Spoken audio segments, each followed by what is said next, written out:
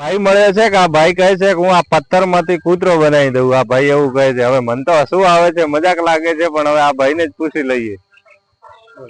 તમે શું આ પથ્થર માંથી કૂતરો બનાવી શકો? હા, પથ્થર માંથી હું કૂતરો બનાવી. એવું કઈ રીતે પથ્થર માંથી કૂતરો બને?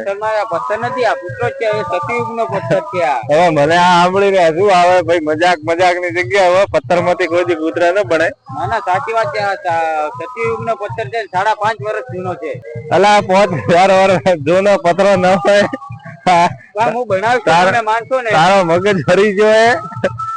ના ના, હું બનાવીશ તો તમે માનશો ને. હા, તો બનાય તો મળે. બાકી આ એક બે ધોલ પડતો બીજું તો કઈ ખબર. માનતો ને, માર ખાવા તૈયાર છું હું. લરાડી ભાઈ, આ હવે પથ્થર માંથી કૂતરો બનાવે છે. જોઈએ કઈ રીતે બનાવે. કઈ મંત્ર બીજો જાણો? મંત્ર છે મારી પાસે. હાલો તો જે મંત્ર જાણો એ બોલો. લો હેડો.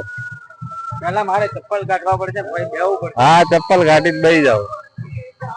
આ ભાઈ મંત્ર બોલે છે. મંત્ર બોલીને આ પથ્થર માંથી કૂતરો કરે છે. થયું તો નથી. મંત્ર બોલી પેલા તો કૂતરો બની ગયો. ઓહો હોય બની ગયો ને. અરે તો પછી જોઈ લે એલા. તો એમ કઈ ઘટે.